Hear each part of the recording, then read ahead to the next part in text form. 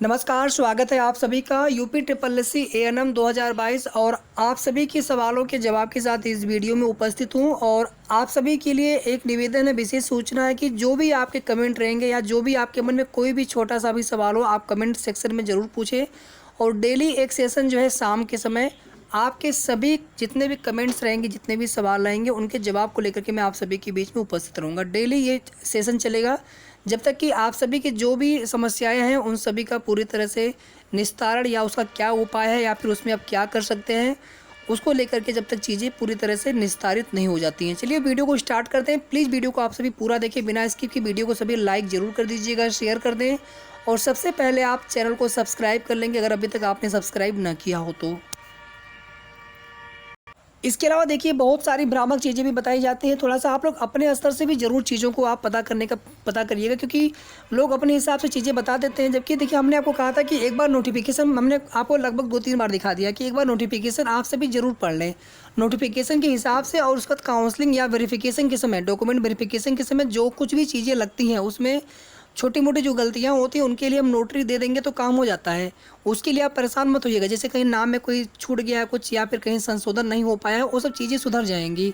और जैसे अगर हमने कहीं पर संविदा पे हम नहीं थे, हमने संविदा डाल दिया, इस प्रकार की गलती हुई है। जहाँ से मेरिट प्रभावित होगा उसमें हो सकता है कि दिक्कत आपको हो, क्योंकि कहीं ना कहीं वो मेरिट उससे बननी है आपकी। टोटल जो मार्क्स आपके उसमें बनने हैं, आपके नंबर ऐड होंगे। कहीं पर हमारा 2 साल पूरा हो रहा था संविदा का, हमने 3 साल डाल दिया उसमें, तो वहाँ पे दिक्कत हो सकती है। उसके लिए हालांकि आयोग ने पत्राचार के लिए मना कर रखा है नोटिफिकेशन में, लेकिन आप अपने स्तर से ज़रूर प्रयास करें एक बार, ताकि अगर उसमें कुछ भी संभावना, कोई भी अगर उसमें गुंजाइश बचती है तो वहाँ पे अगर आपका हो जाता है सिलेक्शन, कोई दिक्कत अगर नहीं होती है तो फिर बहुत अच्छी बात होगी। यहाँ पर देखिए सीरीज वाला गोला भरने में बहुत लोगों से गलती हो गई है। सीरीज नहीं लिखा है, कोई दिक्कत नहीं है। ये जो बॉक्स होता है लिखने वाला, अगर इसमें आपने लिखा नहीं है लेकिन आपने गोला भर दिया है तो कोई दिक्कत नहीं है, ठीक है। लेकिन अगर आपने ये लिखा है बट आपने गोला नहीं भरा है, फिर वहाँ पे दिक्कत 100% होनी है।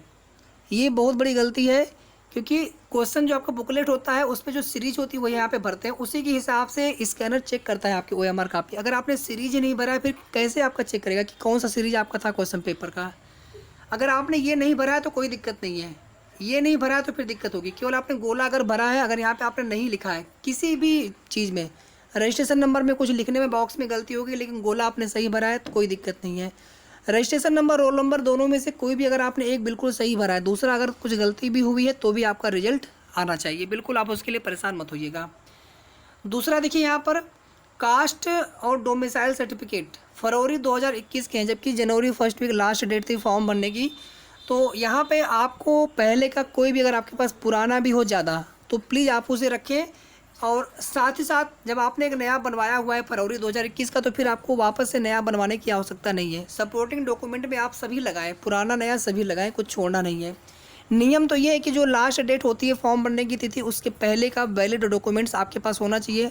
जाति, निवास, EWS और उसकी वैधता होनी चाहिए तब तक। जैसे 3-3 साल है जाति निवास की, तो 3 साल उसका पूरा नहीं होना चाहिए, 3 साल तक की वैलिडिटी होती है। EWS का 1 साल का है तो 1 साल कंप्लीट नहीं हो रहना चाहिए, ताकि वो वैलिड रहे उस फॉर्म भरने की लास्ट डेट से पहले तक।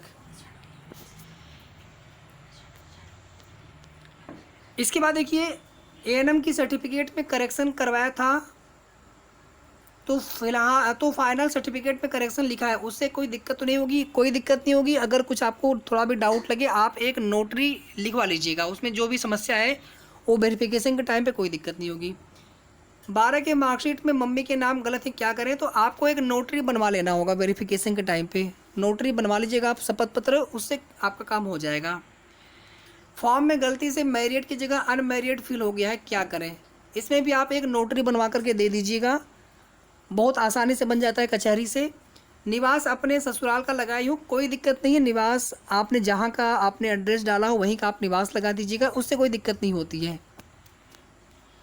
केवल जाति वाले में समस्याएं आ रही हैं, और विशेष करके जो इंटरकास्ट जिन्होंने मैरिज की है उनको अपने पिता पक्ष वाला ही जाति देना ही देना है। हालांकि आप देखेंगे नोटिफिकेशन में तो ये भी लिखा है कि महिलाओं के लिए, जो विवाहित महिलाएं हैं उनके लिए वहाँ पे जाति देना है पिता पक्ष का, लेकिन अगर सेम अगर कास्ट है तो अगर उसमें पिता वाला नहीं है, पति वाला है, तो फिर वहाँ पे आपको यही कि आप एक नोटरी बनवा करके आप दे दीजिएगा शपथ पत्र कि हमारी सेम जाति है, जाति हमारी बदली नहीं है। उसमें कोई ना कोई आपको सपोर्टिंग डॉक्यूमेंट जरूर लगाना है, ध्यान दीजिएगा। कोई भी आप चांस अपने स्तर से मत लीजिए, किसी ने बोल दिया कि नहीं चल जाएगा तो आप उसी के भरोसे बैठ गए, दिक्कत आपको होगी, दिक्कत उनको नहीं होगी। ठीक है, तो अगर आपके पति पक्ष का जाति है, भले ही आप सेम कास्ट में, तो भी आप नोटरी बनवा लीजिएगा। थोड़ी सी आप मेहनत और कर लीजिए, जैसे आपने इतना मेहनत किया, ताकि कोई भी समस्या ना हो आपके वेरिफिकेशन के टाइम। नाम हिंदी में लिखा था, हिंदी और इंग्लिश दोनों में लिख दिया है। कोई प्रॉब्लम होगी क्या रिजल्ट में? कोई प्रॉब्लम नहीं होगी, हिंदी में आपने अवश्य लिखा हो बस। 2 साल संविदा पर जॉब की है मैंने, वहाँ से रिजाइन करके 5000 ANM वैकेंसी में मेरिट बेस पर अपने होम टाउन पे सिलेक्शन हो गया, पर मैंने 2 साल का CMO सर के यहाँ से वो बनवा रखा है। आपको कोई समस्या नहीं होगी, ये नंबर आपको मिलेंगे, इसके आपके मेरिट में जुड़ेंगे नंबर। EWS फॉर्म भरते समय यस कर दिया है तो माना जाएगा, बिल्कुल माना जाएगा। उसी तरह से ही मांगा गया था, फॉर्म में भरना था EWS को। कैटेगरी तो जनरल ही रहेगी, लेकिन उसमें EWS का आप लाभ चाहते हैं, फिर उसका प्रमाण पत्र आपको प्रस्तुत करना होगा। जनरल जाति में जाति और निवास, जाति नहीं लगती जनरल में है, निवास आपको बनवाना चाहिए होगा आपको लास्ट डेट से पहले का। कोई पुराना हो तो भी आप लगा दीजिए, अगर अभी नहीं है तो, और नया आप अवश्य बनवा लीजिएगा, ये बहुत ही आवश्यक है निवास प्रमाण पत्र। ठीक है, पुराना हो तो कोई ज़रूर लगाएं आप, साथ साथ एक आप नया बनवा लीजिए सपोर्टिंग डॉक्यूमेंट के लिए।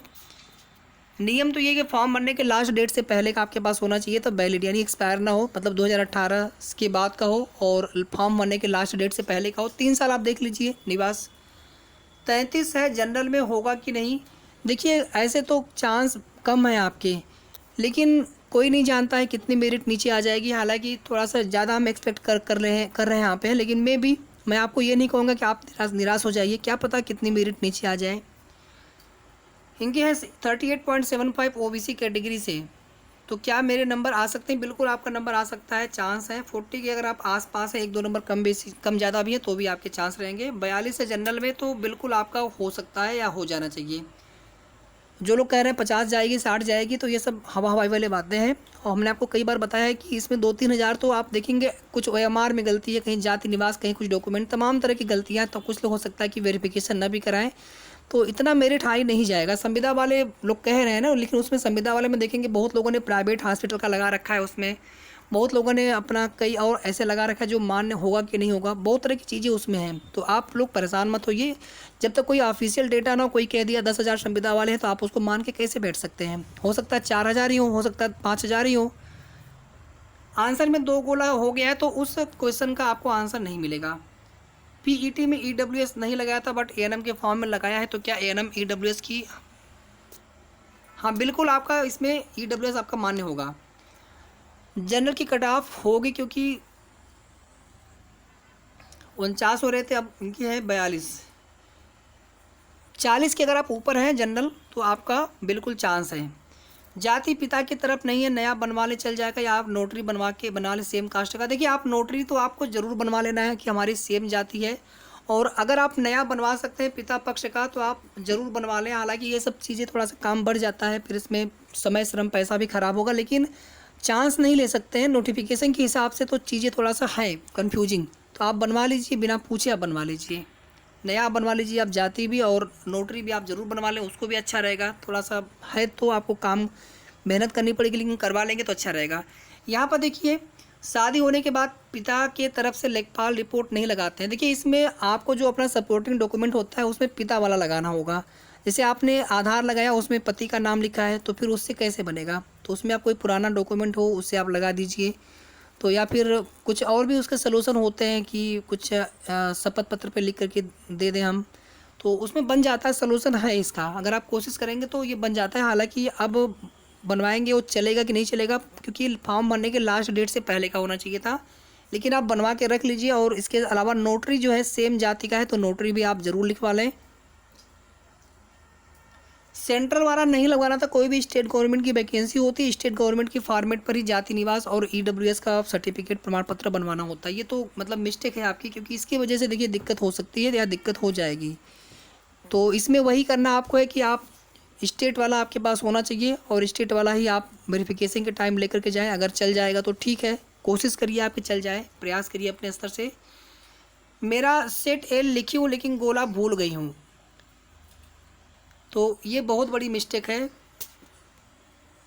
गोला नहीं भूलना था, बल्कि अगर आप लिखा हुआ भूल गए होते तो कोई दिक्कत नहीं, तो गोला आपको भरना ही भरना था। 34 और 5 साल का एक्सपीरियंस है, मतलब 15 नंबर आप ऐड कर देंगे तो आपका हो जाना है, किसी भी आप कैटेगरी में हो। नया कास्ट सर्टिफिकेट बनवा लिया है, नोटिफिकेशन का बात का है, तो पुराना आप ज़रूर लगा दीजिएगा, नया उसके साथ लगाइएगा। अगर आप पुराना नहीं लगाते हैं तो प्रमाण पत्र फॉर्म भरने के समय ये कैसे निर्धारित होगा कि आप उस जाति के थे, आप कैसे निर्धारित होगा? तो पुराना आपको ज़रूर लगाना है, थोड़ा ज़्यादा पुराना हो, वैलिड ना हो तो भी आप लगाइए, और नया वाला उसके साथ लगाइए। अच्छा, जो ये आशा वाला है इनका देखिए यहाँ पर ये मान्य शायद नहीं करेंगे इसको, इसमें किसी और का भी इसमें सवाल है, हम आपको भी दिखा रहे हैं यहाँ पर कि आशा का जो एक्सपीरियंस है उसको काउंट इसमें नहीं किया जाएगा। एएनएम का डिप्लोमा मांगा था तो आशा का डिप्लोमा लगा दिए, तो यहाँ पर देखिए दिक्कत हो सकती है। बाकी आपने जो भी भरा है आप उससे लगाइए, कोशिश करिए कि वहाँ पे चल जाए। आधार कार्ड में मेरा घर का पता है और शादी हो गया है, अभी तक एड्रेस चेंज नहीं हुआ है, तो कोई दिक्कत नहीं होगी। बस आप ये ध्यान रखिएगा कि आपने जो निवास प्रमाण पत्र बनाया हो वही एड्रेस आपने फॉर्म में डाला हो, बिल्कुल आपका हो जाएगा इतने पर। और यहाँ पर भी इनके चांस हैं, 2 साल का जो एक्सपीरियंस वाला भी है उसमें ऐड होने के बाद। ईडब्ल्यूएस पति की तरफ का है, मान्य होगा। अगर आपकी सेम कास्ट है तो कोई दिक्कत नहीं होगी, अगर आपकी दूसरी कास्ट है तो भी आपने जाति के लिए, आपने कोई आरक्षण के लिए आपने उधर मांग की नहीं है। सामान्य में ईडब्ल्यूएस की कोई दिक्कत नहीं, आपका चल जाएगा। तो जो भी आपके सवाल हैं आप कमेंट सेक्शन में ज़रूर पूछ लिया करें, और डेली आपको ये सेशन मिलता रहेगा आपके सवालों के जवाब के साथ, ताकि कोई भी समस्या आपके वेरिफिकेशन के टाइम पर ना आए। साथ ही साथ कोई भी लेटेस्ट न्यूज़ होगी एएनएम 2022 से संबंधित, रिवाइज्ड आंसर की, कॉमन नंबर, रिजल्ट डेट, कुछ भी, तो वो भी आपको समय समय पर सूचना उसकी आपको मिलती रहेगी हमारे चैनल के माध्यम से। धन्यवाद।